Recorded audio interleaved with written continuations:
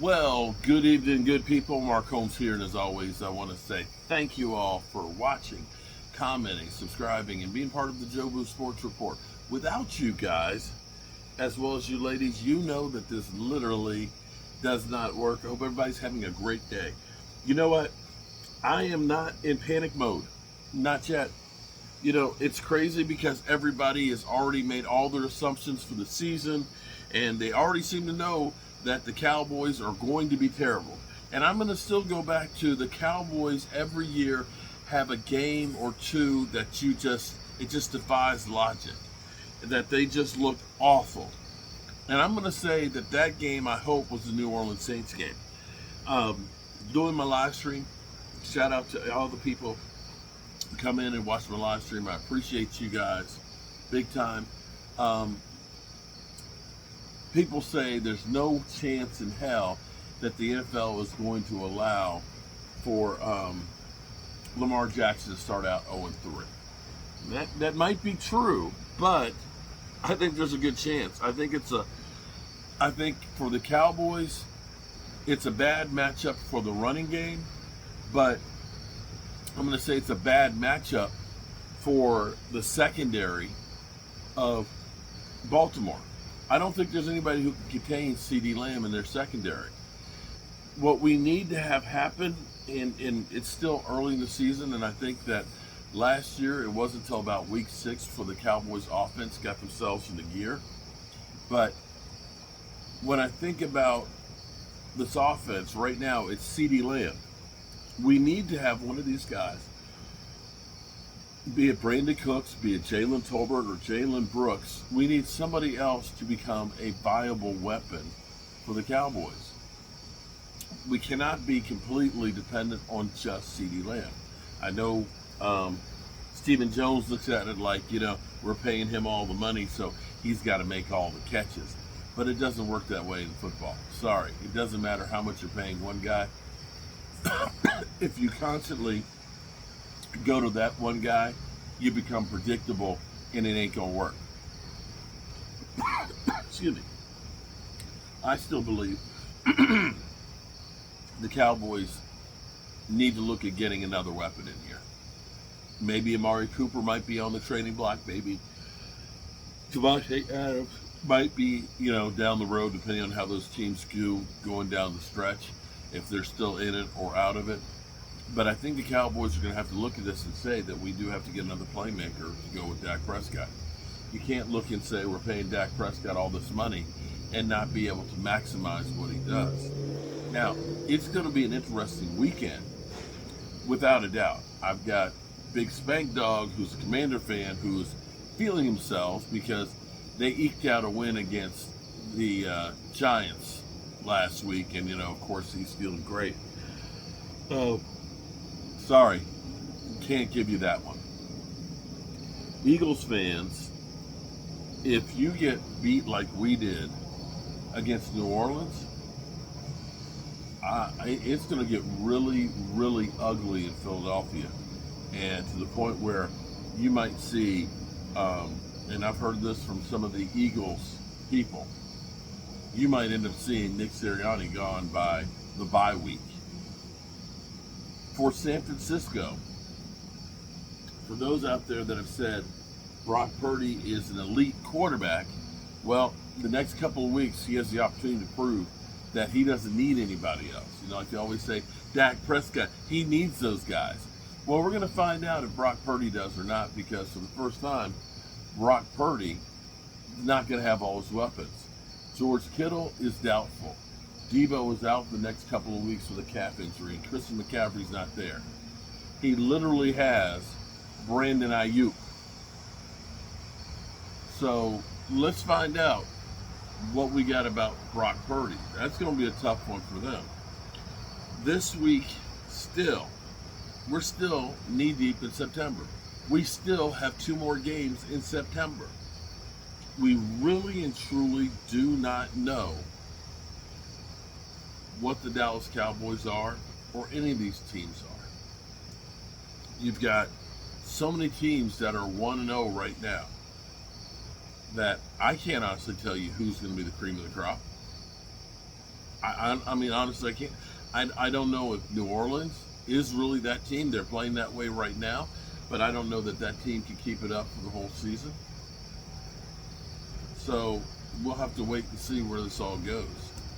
I'm looking forward to being back here. I know David Wiley will be here, Dem Boys Kicks will be here, and E2 Blue and DMV. And I just hope that we can find a way to get a win. Because if we could win this game and have some momentum and have the opportunity to go against the Giants on Thursday night, that could bode really, really well for the season. It's not going to be a season ender if we lose to Baltimore, but it certainly will leave a lot more questions. But then again, on the flip side of that, if you lose to Baltimore, maybe that gets Jerry Jones off of his ass to do something else to try and save the season.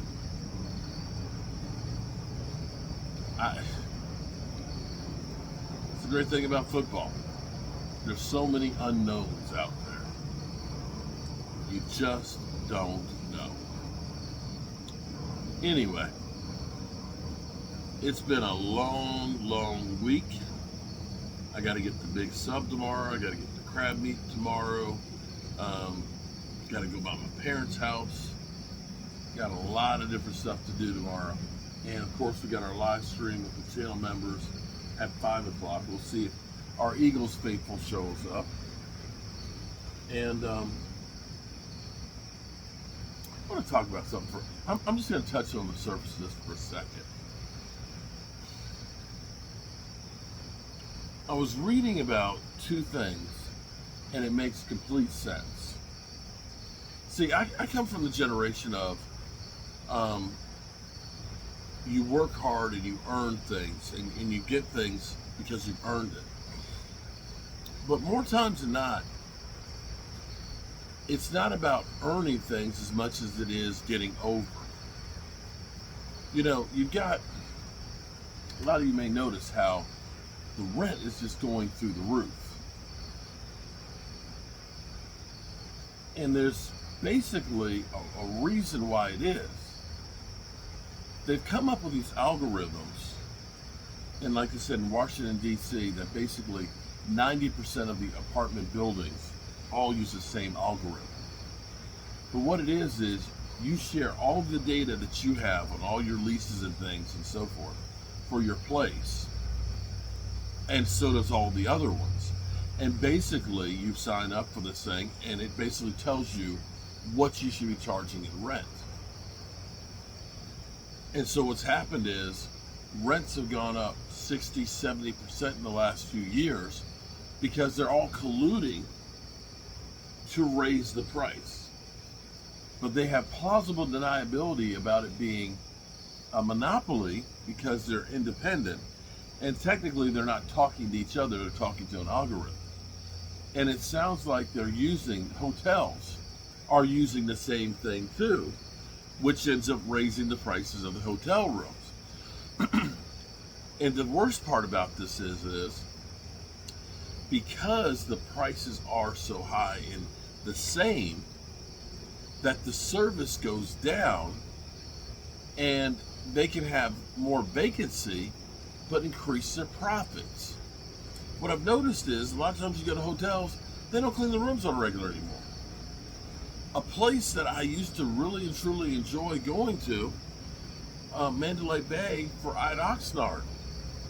The hotel seems that they changed the name of it to make it a Curio Connection, and they only cleaned the room about every other time, and most of the time they didn't even clean it very well. The place looks like it's run down, but the price went up like $150 a night. And I was kind of like, the hell is going on here? But it's because they know they can get away with this. And the same thing with the rentals, that they know because everybody's charging the same, if we lose tenants because we're not maintaining it, it's okay. Because they're not going to find any place any better, so they're either not going to go, or it's okay because we'll get somebody else in here and we'll actually be raising the price on that next tenant. And so instead of putting out a good product and actually competing to say, this is the place where you want to be, that goes away. And in the end, we get screwed and charged more money. And that kind of bothers me, that the reason these prices are going up is not because there's better service or better quality. No, it's just because they're getting more greedier and they're just screwing you. Kind of bothers me. But hey, what can I do? I'm just one person. But remember, good people, there's a lot of lawsuits that are out there going after the businesses that are doing that kind of stuff, by the way. But as always, I appreciate you guys. And remember to tell the people you love how much you love them, because you might not get the chance again, and I love you guys.